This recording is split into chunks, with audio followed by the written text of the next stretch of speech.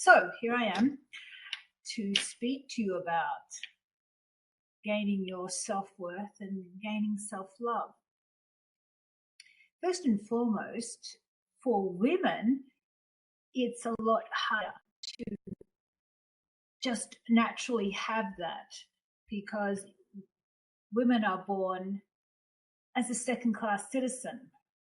I don't know how many times I've heard tell me their brothers always took precedence. They always got more approval and more recognition and got let off the hook and didn't have to do as much. And all these, or when the son arrived, it was the biggest celebration, or their fathers wanted a boy. I've never heard a guy tell me that the father wanted a girl and was disappointed.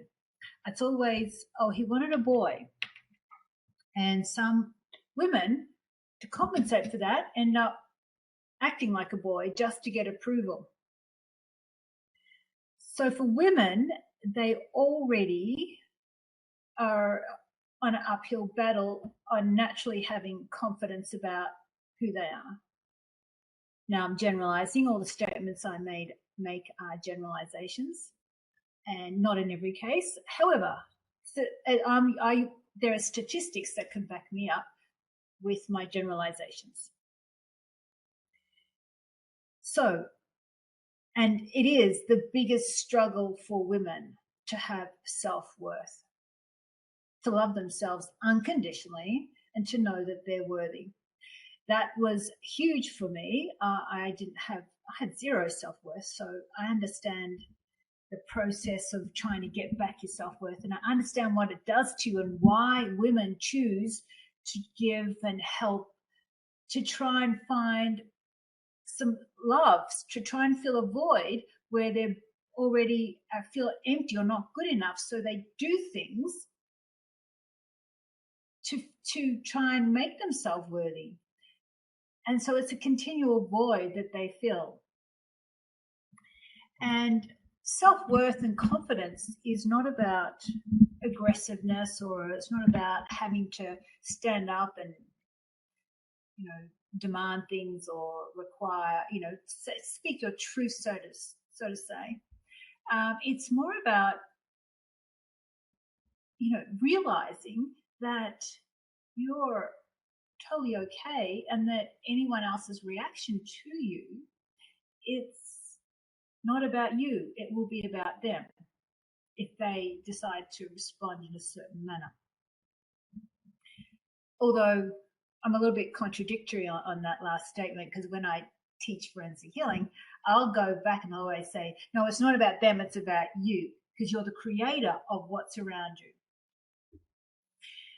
Which is, I find, a continual cycle of adjusting myself, so that if something does show up, that I need to go, what is inside me that has attracted that? And when you get to that point where you continually can say, why have I attracted that? Then you change the most. Now, self-worth.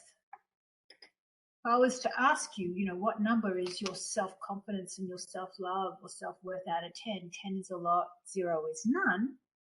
What number would that be? Would it be 5 or 6? And so, you need to put a number on it. You need to start looking at how that, what number would that be, so that you can then get, gauge yourself as you start changing. Now, the people with the least self-worth, let's say they're 1 or 2, that are listening, I could describe your life. You would have bad relationships and are most likely poor health and unhappy in your career. It will just match. And if you've got high self-worth, I would say you've got great relationships, you've got most likely a great career, and that is just the reflection, because someone with self-worth won't tolerate or won't allow negativity. They just, or toxicity, they'll just go, this isn't for me, and they will choose things and naturally attract people and situations that reflect exactly what's internal inside them. Now, your dialogue will also tell you what sort of self-worth you have. If you're with a group of people or you're having a one-on-one conversation, what are you saying in your head? Are you saying, do they like me? Have I said the right thing? Am I good enough? Have I got something worthwhile to say? That sort of internal dialogue is a reflection of your self-worth. You are, and it's not your fault. It is not your fault, but now it is your responsibility to give back yourself to self-worth, even though it's not your fault. Now, because if you have self-worth and you love yourself, then you're happy and life is worthwhile, much more worthwhile. Yeah. And yeah, okay. So let's talk about how to get some self-worth. Firstly, you need to be aware. Aware means be awake. Know thyself, right? You need to see your patterns, your behavior, analyzing yourself. You need to pick yourself apart and go, I have less self-worth in these situations. And once you know yourself, then you can change yourself. You can't really, unless the detail and the knowledge of who you are and why you do what you do is power. Knowledge certainly is power. You need to be aware and awake of what you're saying and what you're doing. And that takes some self-discipline, and that takes some honesty. It takes the honesty of being true to yourself and go, I do this, I think that, etc., etc. Now, all right, so what I will do is I'll start getting you to adjust this mindset that, if you've got low self-worth. So adjust the mindset. Think about all the good things you do and all the kind thoughts you have and all the love and the care that you give. Okay? Women are way more inclined to give love and care and nurture. They're the ones that generally, again, generalizing, hold positions of like nurses, teachers, healers. They are nurturing and loving. And yet they have been the most abused. And generally, abuse begets abuse, right? But generally, women don't repeat cycles of abuse, which is quite incredible. Whereas males tend to do it more. Again, I'm generalizing. And I'm not also, they're conditioned to be the way they are. They're conditioned not to feel, to shut down, men are conditioned that to make money is their worth. And so they have their conditioning that causes them then to be a certain way. And it's about waking up to this conditioning and realizing that feeling is actually a good thing and connecting to yourself is a good thing, but you need to navigate that. So let's think about all the good things that you do, the kindness, the children you've brought up, or the animals you've taken care of, or the friends you've helped, or the service projects, or whatever it is. If we started writing all that down of your kindness, and you generally just want the world to be better. You don't want to inflict pain, right? So think of all these things and you start saying all the good aspects of you, that you do care and you do love. So you wrote that all down. Then that is of incredible value. You think, wow, you're a blessing to this planet, especially like a therapist or teacher or whatever you do if you have a profession that gives, or if you are a mother. powerful, that you're bringing up and nurturing, our children who will be our future leaders. And if you added all that up, then you go, well, I'm a good person. You're not a mass murderer. You're not go and inflict pain. You don't do a profession that's completely against your integrity generally. You do things that make this world a better place. And you're a good friend. So if you add all that up, you need to say, well, you know what? I'm a good friend. I'm a good person, and I'm going to value that. And I'm going to love myself for that. The other thing is that will help you have good self-worth is to become like a good person, decide that you're not going to rant and rave. You're going to conduct yourself in a certain way, so that when I think of myself, I go, well, I don't rant and rave. I mean, I'm emotional, I'm passionate, and I choose. If I want to get pissed off, I choose that. But it's not directed at people. It's not directed at things I go, okay, I'm angry, well, I can get a solution to this. So I don't cause I'm not out here trying to harm people. I'm trying to help. And my emotion of my anger or hurt will motivate me to do that. So I feel that I conduct myself in a respectful manner, so I deserve respect. I'm not disrespectful. So that is, I find that of value. And when I'm with someone, I want them to have the best they can have, and I wish them well, and I want them to succeed. So I think about that energy that I give to others, and I think, gee, I'm of value. So someone that's my friend or hangs out with me need to appreciate and value that, because I appreciate and value that in myself. And I decide that. And I started to realize also that if I don't decide that, and that I tolerate people that take advantage or don't value me, then that goes in my energy field. And then I start creating. I don't create very well. I create exactly what they've thrown in my energy field.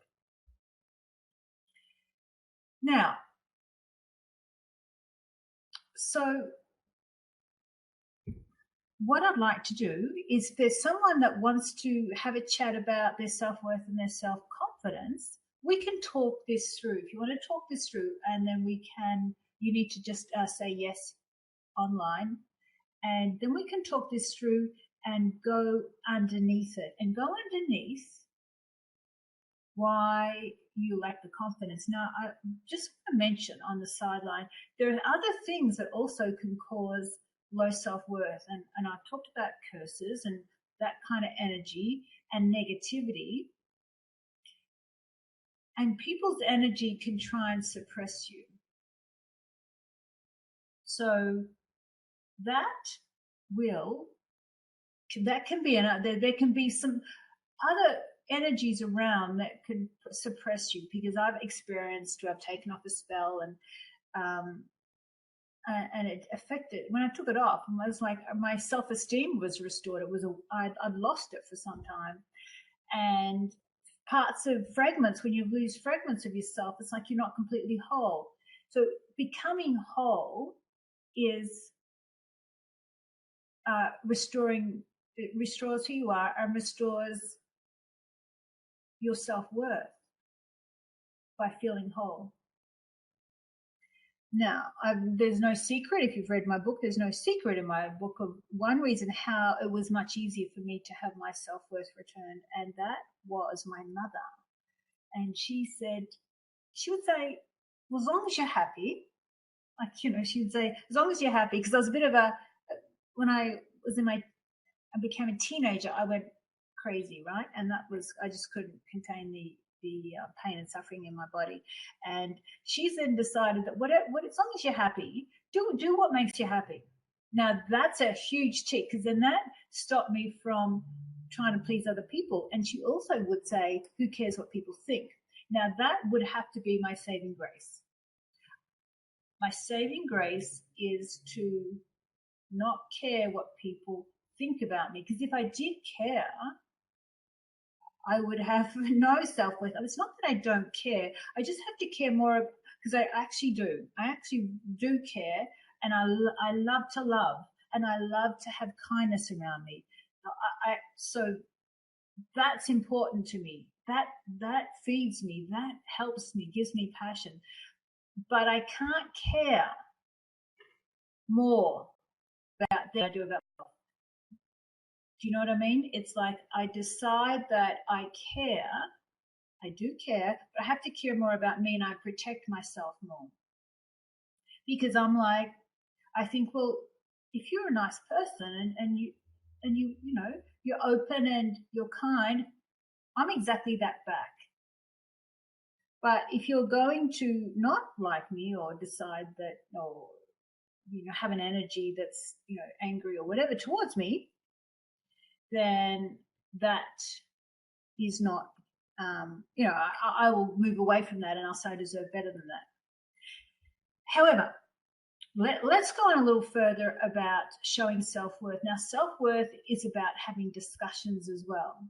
Instead of just being unhappy, because I agree that if you're in a family, if you've got family, if you're at work, then you can't keep running and you can't keep holding stuff in. There's a dialogue that needs to happen if you feel unfairly treated or something, and you prepare yourself and you have a discussion. You need to start changing the way you relate to people, so that they know that you want a good outcome, but you'll have a discussion with them. Because when you start and you feel, and you need to have that confidence to say, well, I will discuss this, and then you come to some resolution. Or if you don't come to a resolution, then it shows you that, well, they're not open to, you know, meeting me halfway, and therefore maybe it's not right. Like, say it was work, say it was your boss, and he just, you know, or she just doesn't want to hear you, or he or she is open.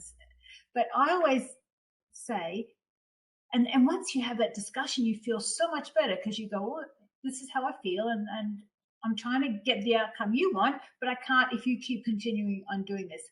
It's about saying, self-worth is about saying, you know what, I'm now going to take my power and create the life I want.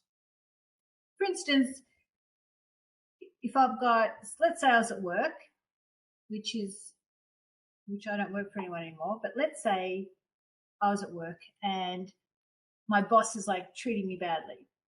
I would go into his office and I'd say, well, you know, look, let's have I done something wrong? Are you having a bad day? Because I'm feeling that you're not appreciating, or you're angry towards me. So I would have an open discussion. And then I would say, I'm really trying to do this for you, but for me to do this, I need your support, right? And then you have this, and then they might say, oh yes, sorry, I've got having a bad day. This happened at home, or, you know, yes, I'm sorry, and they apologize. And then you feel so much better. But when you hold things in and don't have discussions, then you're not showing that you're worthy. You're not gaining confidence, because it's when you get that power and when you go, yeah, that felt good, you build your confidence. You build your confidence on how you act, what you say to others, what you're saying to yourself. Your confidence is the most important thing to create a great life.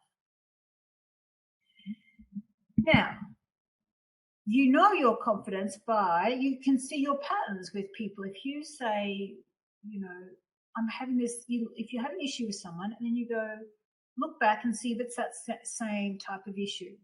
And then you got to look inward and go, well, I have to behave in a different way to have my confidence. And I rest assured, if you have issues with your mother or your father, you see them play out in relationships, at work, friends, anywhere. You'll see these patterns until you change. There's something about you that needs to change. I used to play the victim a lot because I was a victim, and I would not say anything, and then I would sit there and go, woe is me, and this is terrible, and they're so unfair. And sometimes I would fight. Sometimes I'd be pushed, and then I'd go try and fight them in some way. And then I've changed completely. And over time, I go, this isn't working. I don't like that. And then it doesn't take me weeks, months, years to change. I change very quickly. I go, okay, not working. So what would an empowered person do? An empowered person would be, okay, I'm going to ask someone else to do that. Or because it's in relationships that you see your self-worth. Really, it's in relationships. And how people treat you, or how you are valued, or what they say to you, that is a reflection of your self-worth.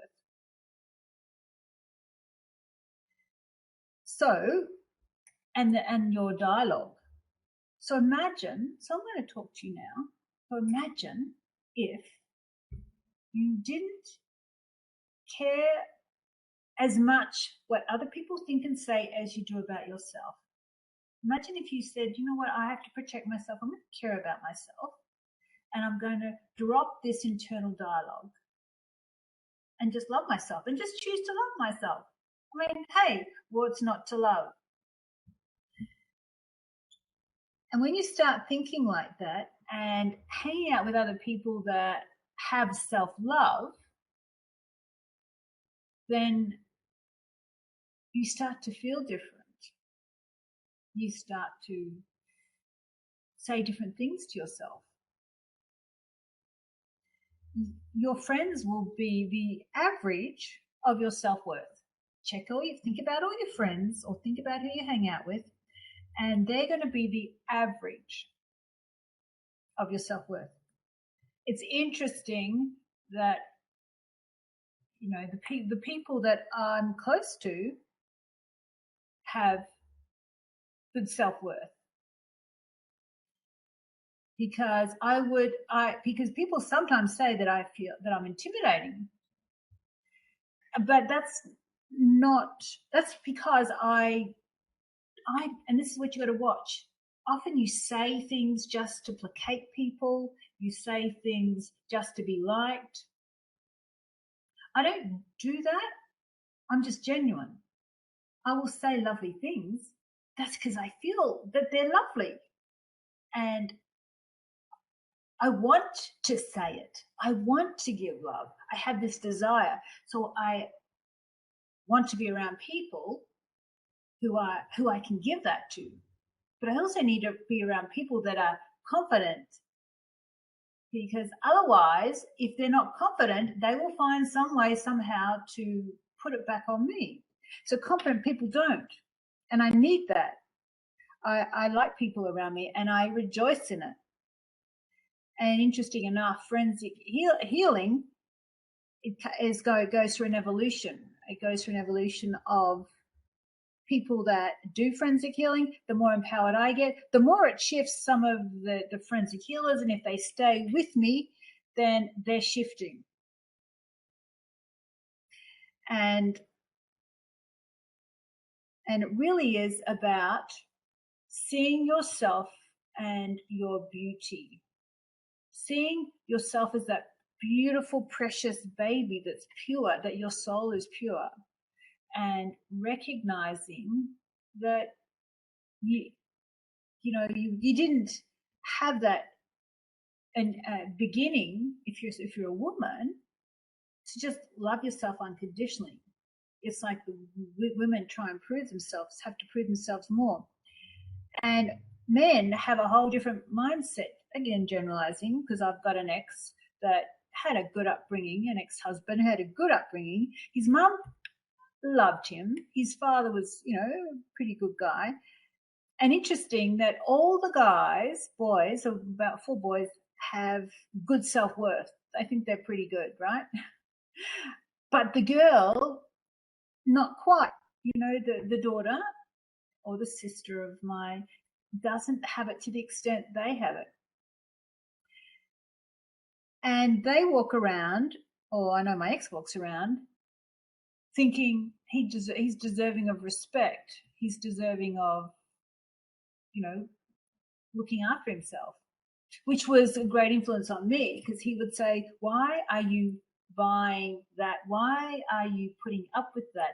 So he was my reminder to show me the things that I chose, the people I hung around with, are not showing me respect, because he naturally thinks that he deserves it. So that, and so could you just imagine then having this natural, innate feeling that you're awesome, that you're lovable in a nice way? Because if you look around, the people that have a nice, balanced self-worth and self-esteem can give it unconditionally, can just accept you, and you know that they're not going to be jumping on you. You know they're not going to be blaming you. And you need to analyze these people and see how they behave, and start behaving your way to self-worth. Start choosing thoughts in your head that are kind. Instead of getting up in the morning and looking in the mirror and going, don't like those lines, I don't like the way I look, I don't like this. I want you to start saying, you know what, I like this about me. And I'm worthy, and I'm loving myself, and I'm going to have an awesome day. But it's a lot of conditioning. Those that have suffered abuse in any form, more so sexual, that destroys your soul. So that takes away something that really needs a lot of work, a lot of healing to be done. Need to continually exercise this brain muscle and continually say, I am worthy. But the other thing is, think about how kind you are. Are you kind to animals? Are you kind to people? You generally have kindness. We need you. And now the planet wants you to love yourself. The planet needs you to step up and go, I'm going to require respect, because that will shift the energy on the planet. I'm going to require respect. And the thing to require respect will be, if you've got disrespectful relationships, you just have to have a dialogue and go and prepare yourself. And the more you do this,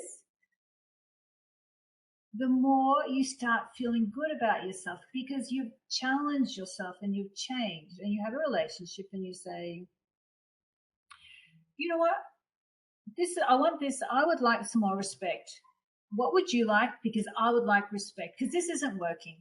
And then if it doesn't work, you have a plan to move away or retract yourself from the situation. I used to just decide that I wouldn't do social functions if I didn't like the way I was treated. And my mother, and I've heard this so many times, my mother thinks it is my duty or to just put up with things. I mean, she obviously thought that if she allowed her husband to beat us with an army belt from, could have been, I don't even know, but I know probably the youngest I can remember, I was age 5, and he had the army belt. So he's hitting a 5-year-old, a prep girl, with a thick army belt. Now, what mindset does a mother have to allow that? Obviously disconnected, but she still today, well, she's much less now, I must say, much less, but she used to, when I would say, I don't want to go for Christmas, you're like all mean. And she'd be going, no, but you know what? What about my feelings, and what about it's Christmas, and what about me? You've got to turn up and just put up with it. And I decided to tell her, I say, no, Mum, I care more about me now. You may not care about me, but I care more about me. And if you can do it with your family, you can do it with anyone. So I said to her, yeah, no, I decided to care about me. And I did, and it was Christmas, it's just dysfunction and whatever. And I remember I thought, okay, look, you know what? I was about 3 years and I hadn't done Christmas. I thought, okay, I'll go back.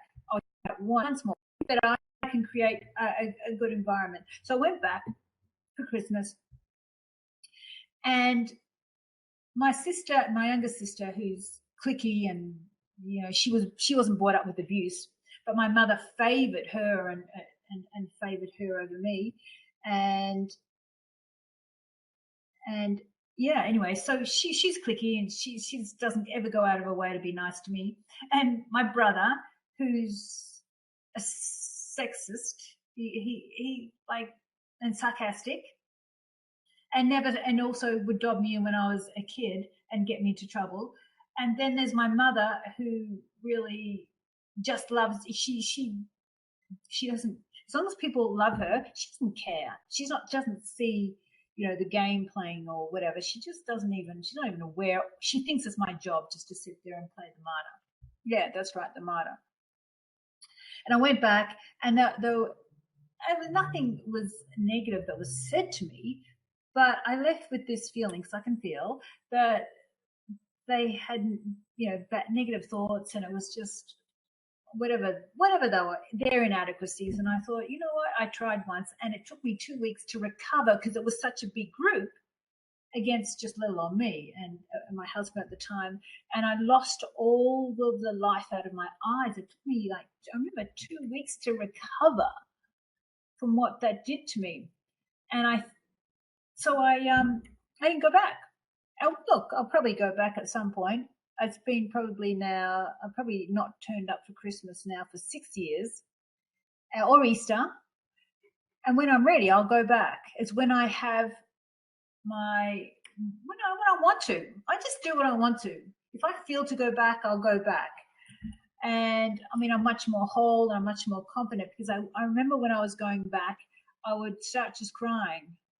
And it was around the time just before I had a large part of a soul fragment I had to bring back. And it was only a couple of year ago that I had to bring back this huge fragment from this past life, because I wasn't feeling whole. But now I don't cry when I'm with my mum. I can talk to her. I'll drop in and we have a fine conversation. And she's quite funny enough. She's quite respectful towards me. And I don't know. Obviously, she's not read my book. However, your family dynamics tell you everything. And yeah, it's about not caring anymore. So this is the priority, to decide to care more about how you feel, and fill that up with people that love you, that things that you love to do, so your energy is filled up. And if you do have people disrespecting you, then you have a dialogue, and you say, hey, have I done something wrong, or how can we make this better? And then you create boundaries. And if they don't want to adhere to your requirements, or the way you want to operate, then they make a choice not to be part of your life as much, or whatever you want to do. But I decide now, because I've realized, if I don't do this to follow my feelings, I pay for it. So that means that I'm not trying to make others happy. I'm not trying to cater to their needs unless it feels right, unless it feels respectful. And I don't buy into agendas. And I've realized that if I'm around people that don't like me and disrespectful, it comes in my energy field. And then I become that energy, and I don't like feeling like that. And I like to love. I like to be kind. But especially as a healer, I have to be way more particular. We're really all the same, but my antenna's up all the time, really. So I have to be super, super careful just because I channel energy to heal. Therefore, I feel more, and I don't have that luxury of shutting down or ignoring things.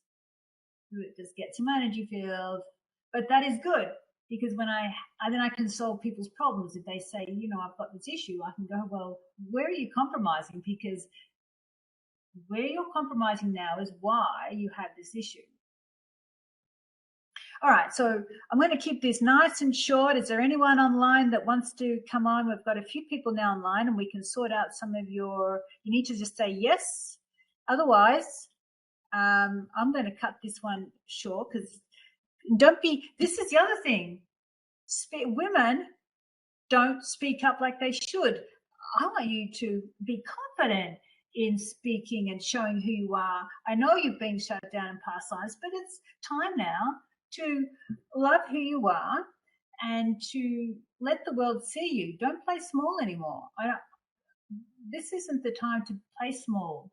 The world wants strong women. They want women's power needs to be returned, and expressing yourself and being okay to speak up is also indicative of your self-worth.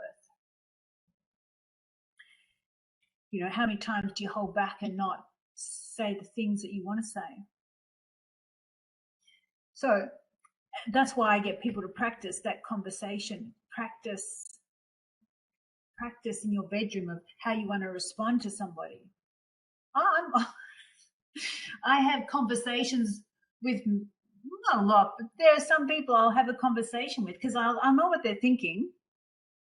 I know what they're thinking, and I will have a conversation without them even being there, just so I get it out, and then I talk it through. And because it's kind of interesting, and I encourage you to have conversations so the words come out, so that when you're with somebody and you're doing that same old dance, you're waltzing, they're waltzing, because in relationships, we're all doing the same dance. Now time to stop, and you're going to do the cha-cha. So next time they come up and they say that same old thing, oh, they might be at the dinner table and they might be like saying, so, or they won't listen to you, or they might, just whatever it is, you get ready with a new answer and hold them accountable so that you can say, so what do you mean by that? Or did you just hear what I said? Or whatever that is, do the cha-cha, and that grows your self-confidence. You can't just say, here, give me my self-confidence. Energetically, we can release all your pain and your suffering. That's another way to release pain and suffering, and healing is essential to get there faster, to get self-confidence. And, what you put in your mouth, what you are doing to your body is a reflection of what you think about yourself. And it doesn't come back in, it doesn't all come back in one go. It's a journey. Self-confidence is a journey. And if you really want it, you can have it. But your situation that's not working right now is your reflection of your self-worth. Easy as that. So I want you to, love yourself crazy. I mean, what's not to love, hey? I mean, look at you. You're amazing. If you're a healer, or you're a giver. If you're a woman, generally, I'm not saying guys don't, but you're the love for this planet. We need that. So time to return that love inside you. Give it all back, and just decide now. You go, you know what? I'm just going to give up the negative self-talk, because if you think about it, everyone else around you is probably like in their head, having negative self-talk. So once you give it up, then you let go that the onus is on someone else to give you your worth. See, they can never take that away. Because you're going to balance yourself emotionally. So just decide now and make the decisions that are kind to you and loving to you, and be your own best friend. My difficult relationships is what changed my self-worth. I mentioned before, I had zero self-worth. It was in the gutter.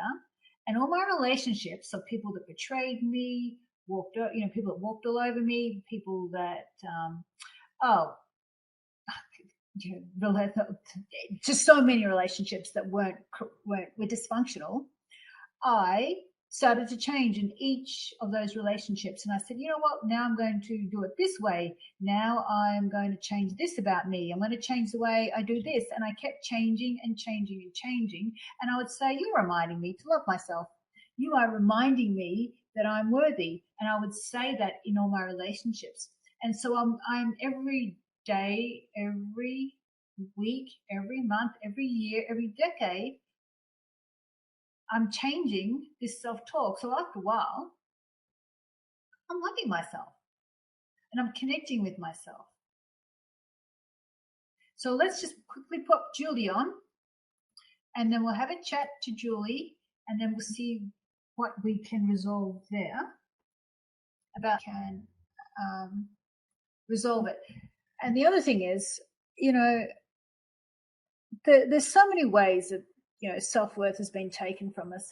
If you go to school or you're told that you need to be, here's religion for you. If you're gay, you're wrong and you're bad and you're evil. If you're black, or if you're Jewish, the Jews are to be blamed for the killing of the state. There's just they teach you to be a sheep. So if you're not a sheep that shuts up and follows, then you're an outcast. And that's what we've been conditioned to be. So we've got to let all that conditioning go. So she's having trouble with her son-in-law. Yes. Well, okay, Julie. So I would say this is a reflection of your relationship with your father. Does that make sense? Now, when you think about the relationship you've had with your dad, is that showing up in your son-in-law? Are there similar aspects that you can see, and you can respond back and type that in, that you can see showing up again? Would you say that's accurate?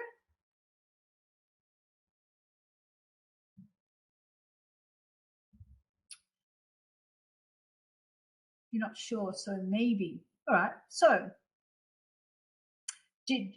was your father, Julie, respectful towards your mother, and did you feel your needs were met? Was he respectful of your needs? Did he show you that you're important? So have a think about that, about your relationship with your dad. Sometimes it can also relate to the mother, but whatever's going on with the son-in-law, so that would be your daughter marrying a man that is obviously not showing some respect. You have to start looking at you, and are you the overgiving mother? Right, you said you knew your dad loved it, but he couldn't show it. Said I have to, because you're not online, I'd have to pick that apart, because even though you say he loved you, did he choose other things that maybe look like you're still a priority? Did he go to work? Did he whatever? There's things that as children we don't start rationalizing or justifying or working things out. We just go, well, we're not lovable, or we're not as valued because this is just how it is. And so, Anyway, so long story short, Julie, it's about this self-worth. And when it comes to deciding that you don't want negativity, so if you've got a negative son-in-law, you might say, well, you know, you're welcome to come around, or I will come around on these conditions. It actually forces you to now require respect. And and having a conversation with this son-in-law, say, hey, do you have an issue with me? And why do you do that? Where does that come from? Because it doesn't make me feel good about myself. Oh, they live with you. Well, you know what? They live with you. So you have all the power to kick them out. You have all the power, and you're not utilizing your power. So if your son-in-law, they should be extra nice to you, because you are obviously helping them out. They're living with you, so they need to be way more respectful. So, and I'm sure you haven't had this conversation, but the conversation needs to be, hey, you know what? This is my house. And if you don't want to respect that, if you don't want to operate in that way, that's fine. You say to the son-in-law, that's fine, but you're out. And you've got to stop being the people pleaser, because people pleasers say that it doesn't matter what happens, I'd be the people pleaser, all to your own detriment. You have to be a people pleaser for you. And that's why you have to decide that you don't have to be mean, but you just go, hey, you know what? I really need this. And like, I know you love your daughter, and you can do it to your grandkids. Well, you see, and that's the whole thing. You see, your daughter and son-in-law are responsible for those grandchildren. And if they've got nowhere to go, then it still needs to, this isn't helping. It's still not helping. You are enabling them to have bad behavior. And then you have a discussion with them, and you give them a 3-month period. Say, hey, if this isn't working, I'll give you 3 months, and I need this from you. Otherwise, you're going to have to move on, because otherwise you enable them to have bad behavior. You enable them to have children and disrespect people, and then to just expect everyone else to, pick up the slack of something they're not organizing. Yeah, and that's the issue, Julie. It's when we go, well, I can't do it. And I hear this a lot. I've had children that have been, suicidal, but it's when they become adults that they have to be responsible. And if they're not, and if they're going to be bad parents, then they shouldn't have those children, and someone else should have custody of those children. So it's about stop being an enabler. I've tried to tell them how I feel, but he says I'm overreacting and need to get a life. Yeah, yeah. Well, so does he need to get a life, and the life will be outside of your place. But you can also say, hey, I'm happy to have the grandchildren here. I'm happy to have my daughter here, but I'm not going to talk. You can stay here if you respond this way. Otherwise, you are out, and the grandchildren can stay. Or because if they really cared about their kids, then they would say, yes, well, the best place is for the kids, but he has to go. And it's about finding that confidence, but this is pushing you, because it destroys your life. And what good is your life? You keep on saying, well, your life is for your grandchildren or for everyone. No, it's about time you had your life. You need to like say, I am the priority. Just as your daughter, because you don't teach your daughter be a priority, because I would say if he's disrespectful to you, then he would be disrespectful to your daughter who he's married to. And when you start standing up and go, I'm not tolerating this, and then it gives her permission, because she's obviously putting up with stuff too. She doesn't think she's worthy enough to have a respectful husband. And you are the role model. She's in the middle. Well, yeah, but what I'm saying is she is in the middle, because I'm saying if he's disrespectful to you, he's going to be disrespectful to her. And disrespecting you is disrespecting her. You don't disrespect people. You don't disrespect someone where you're living in their house, and you're taking care of them and their children. I would say your daughter has compromised in a relationship, and she's in the middle. She should be saying, my mother deserves respect just as much as I deserve respect. So it's just that cycle. So it's going to be a journey for you, Julie. I would say you have low self-worth, and this son-in-law is pushing you to try and find it. And I've given you some ideas, but you have to get to that point where you go, you're out. You can have a conversation and say, well, if you're not this by this date, if doesn't change, you are out. The kids can stay, my daughter can stay, but you're out, or you all go. And if they really were respectful, see, he can't seems to help it. He lost his mum when he was 3 and hates his stepmom. Yeah, well, you know what? He has to go get therapy. He's an adult now. No excuses anymore. You can go through all. I've heard parents go through, excuses, and they make up and they say, oh, well, she's had this or she's had that. When they become adults, you stop enabling. When you're an enabler, then you just keep attracting, negativity. Because it's all about you again. You're the creator. Yeah, you're hearing me, because you are the creator. And seriously, but the thing is, when you make threats or when you go, hey, I want you to treat me well, if there are no consequences, then no consequences. People just they're like kids, they go, oh, my mum keeps saying that they're going to take away my toys, or my mum keeps saying I'm going to get grounded, but I never do. So they're just, unfulfilled threats that are made, and they don't respect you. You need to get respect.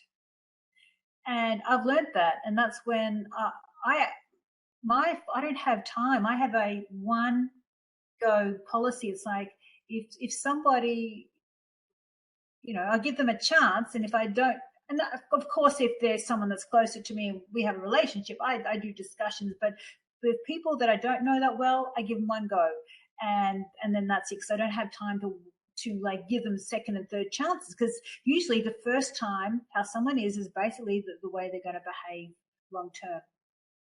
I'm always open to discussion when I've got an established relationship where obviously it's working, and then we have a discussion. But pretty much how someone treats you initially is pretty much how it's going to be all the way through. If someone's unreliable initially, watch it. They'll be unreliable down the track. Anyway, so Julie, he shuts me out and I don't feel included in the family. Yeah, well, again, if I was to ask you, Julie, is this the first time you've been disrespected? Your answer will probably be no. And probably with males, it looks like, probably with males. So he's just a reflection of that. And you need to be firm and decide that you'll stop enabling him, and decide that your peace is paramount above the children, above everything. They're adults. Their responsibility is to take care of children, which means give a roof over their head. And if that means he becomes disrespectful, if he was really wanted to change it, he should go to therapy, or he should do something about it. But you shouldn't be running around, tiptoeing around him or catering to him because he doesn't want to change. No, you're saying that you haven't had disrespectful male relationships. Is that a no to that?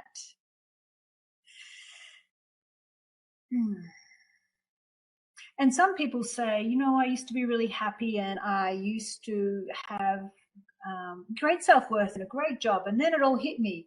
Well, you know what? I'll say, no, you really didn't, because that was my past too. I had a great life and I felt that it was great, but underneath, stuff comes out and shows you who you really are at some point. It shows you what needs to be changed. I haven't had much respect from males. No, I haven't had much respect. Yeah, okay. So there you go. So the son-in-law is a reflection of how, of not feeling worthy, especially in male relationships. So it's the pattern. It's the dance that we do. So we take ourselves with you. So it's about you changing. And highly recommend that you read my book, Julie, if you haven't already got it. But it's this process of women getting back their self-worth. You know, if I wish I could just give it out. I wish I could just give everyone a dose and say, here you go kick ass, require respect, and here it is. It's not, you know, it's in our genetics. We're born second-class citizens, and therefore we tolerate a lot more disrespect, and we are the most abused of the sexes. And the reflection, you know, whatever you got now is a reflection to show you don't have self-worth, because, you know, you put someone else with self-worth in your situation, Julie, they'd kick his ass. You know, I find, you know who has a lot of self-worth? The African-American Black women, like, they crack me up. They have this attitude, and they're like, you know, don't you disrespect me? And their sons are like very obedient. I'm generalizing, but they're very obedient, because they go, my mom would whoop my ass if I do this and that. And they kind of like have this attitude about, don't disrespect me. I don't know where it comes from, but that keeps their children generally more better behaved, and they won't disrespect their mother. And you know what, you dose out that genetics or that DNA, and I'd like to spread that kind of attitude around. All right, so I'm going to finish off. I'm going to start the forensic healing course. Maybe it will give me a direction other than my kids. Yeah, oh, thank you for mentioning that. That's right. When you just devote yourself to your children and your family, that's all you have to live for. And then when that falls apart, you're like, well, who am I? And I feel lost. And whereas men, they have a career, and they generally, you know, that's their focus. So therefore they have various aspects, and they go and play golf or whatever they do, and they have their sport, they have other interests. Whereas when women just give their interests all to their family and all to their, then when that falls apart, you're like, well, I've got nothing. So that's, you know, it's about, don't put all your eggs in one basket. You have to like find balance somewhere else, because if something's going out of whack somewhere, you've got this other, you know, avenue to go that distracts you and helps you and brings you back, you know, your interests and passions. So exactly, that's a good point, Julie. And I find that mothers do that a lot, particularly European women. That's all they live for, and they become hurt and resentful, because if they give everything, their family grows up, and then if they don't respect them or don't show them any interest, they feel really lost. You need to absolutely go to your core and find your mission and see what you're here to do, which is more than just taking care of your children, because they grow up. All right. Yeah. Look, Julie, I don't know if you got my book, but read the book, and that will, you know, get you going. Gorgeous. But look, I'm going to send you lots of love and self-worth, and, you know, I just tell you what way that I operate is like my feelings. My feelings tell me that I don't feel right, or I'm not feeling respected, and I don't feel comfortable, then it's like my radar telling me, you know what, this ain't good. And I always follow that, so that when I follow that, I keep nice and balanced. And that's my indication. And I've heard that you're too sensitive, you're overreacting, and you're whatever. You know, that's their way of justifying their negative. I've had that thrown at me. And I'm like, well, you know what? I am sensitive, and I'm not overreacting, because you're making me feel shitty, and you're going to value what I think. You're going to value how you're making me feel. And I don't want that. I mean, of course I'm responsible. So I just attract people that now feed that kindness, because I want to give it back. So it's about that. I just want kind people with me, so that I can reciprocate, and then I become powerful. It's really a science. So just think of your life as a business, and make sure your business is good with good people, because I'll tell you now, it never ever works. It won't work. It just never does if you tolerate negativity and you don't decide that you're more worthy. I can tell you that now. I tried it, seen it, not just me, with all my clients. I've never seen anyone succeed that allows all the negative. It just doesn't happen. When you're like, let's say when you're really confident and you're feeling great about yourself, you've got more power to tolerate that kind of thing. Not that you want to, but what I'm saying is, but when you're fragile because you don't have enough self-worth and enough balance, it tips you. All this stuff tips you. But I say, you know what? Martyrdom's over, sacrificing's over, and I have to keep myself first and foremost balanced and powerful. Then I can live my mission and live what I'm here to do.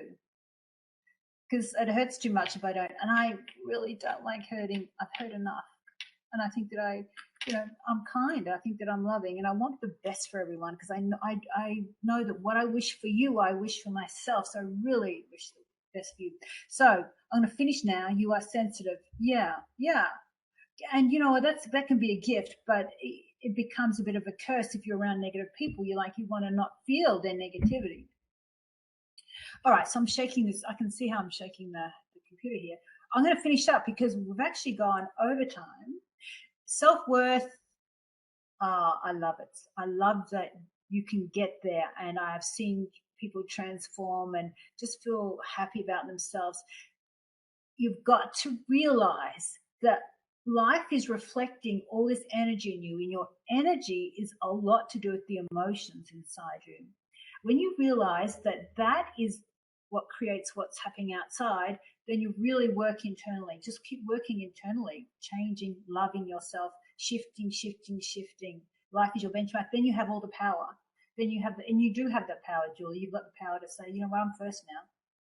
And I've heard people say, you know what, that's what my mum actually says. She's changed a lot too. She was a big sacrificer, but she'll actually say, you know, I've decided not to care about others, or not care so much, but decide to do what I want to do more so than doing everything what everyone else wanted to do. All right. So, all right, guys, you're welcome, gorgeous. I just send you love and blessings and abundant self-worth, and I want you to kick ass and decide that you're goddamn worthy, right? You just are. You were born that way. Your soul is amazing. Oh, gosh. The earth wants you to love yourself. Restore that equality. All right, guys. Blessings and love, and, go be awesome and don't settle for anything less. Mwah. Ciao, ciao. You're welcome. Up to you.